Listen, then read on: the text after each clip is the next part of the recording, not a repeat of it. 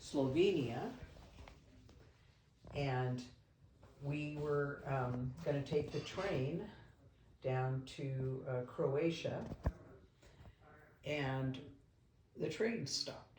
They just didn't run. They said, we're going to repair the tracks. They didn't give notice. They didn't let us know ahead of time. They just said, no, those trains aren't running anymore.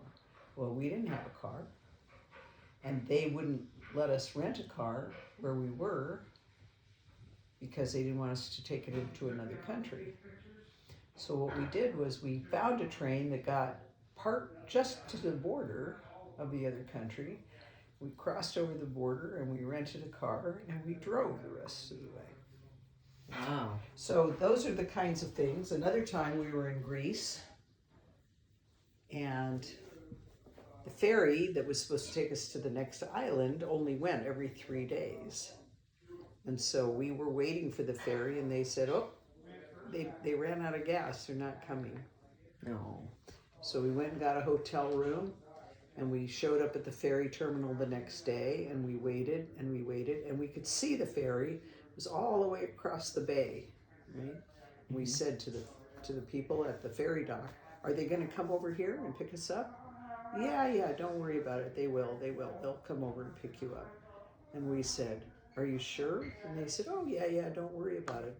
And then we both said, I don't know, maybe we should drive all the way around the bay. So we got a taxi.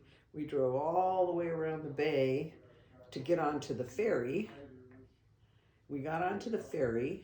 2.5 hours later, the ferry took off. The ferry? But it never went back to where we were. So we would have missed it if we'd stayed there. And it wouldn't have come again for another 3 days.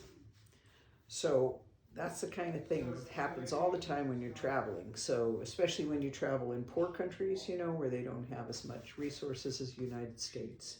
They don't have, the infrastructure. They don't have the trains or the ferries or anything. Or they're very unreliable.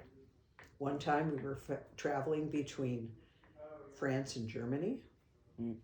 France and Italy. We were coming back from Italy to go to France. We got to the border and the train stopped, which it does at the border. And it stayed there, and it stayed there, and it stayed there, and it stayed there. About 3 hours later, we said, is this train going to go? I said, I don't know. There's a strike. We don't know what's going to happen. Well, should we get off and rent a car, or what should we do? I don't know. This is the conductor, like, I don't know what's going to happen. So we said, well, maybe we should just get off and rent a car and drive the rest of the way. And he said, well, you can if you want. I don't know if it's going to go or not. It doesn't look like it's going to go. So we said, well, let's just stay on another hour. 10 minutes later, without telling anybody or doing anything, off it went. And there were people standing outside of the train because they got tired of waiting on the train, and they all had to run and catch up because they never said the train was leaving or anything. They just took off. So traveling is fun. It's an adventure, but you have to be flexible. You have to be able to just kind of. One time we had a reservation at a hotel in Poland. We were on the train coming to the hotel. We had reserved it, and I got a telephone call on my cell phone, and the person said, we can't give you the room. And we said, why not? They said, because the person who's in there decided to stay an extra night, and we can't throw them out. So I said, okay. I said, do you have another hotel you can recommend? And they said, well, let me call around, and I'll get back to you. So we said, okay. So he calls me back about 10 minutes later. He said, I found you another hotel room in another hotel. I said, well, thank you. That was very nice of you. And it turned out the hotel was cheaper and better.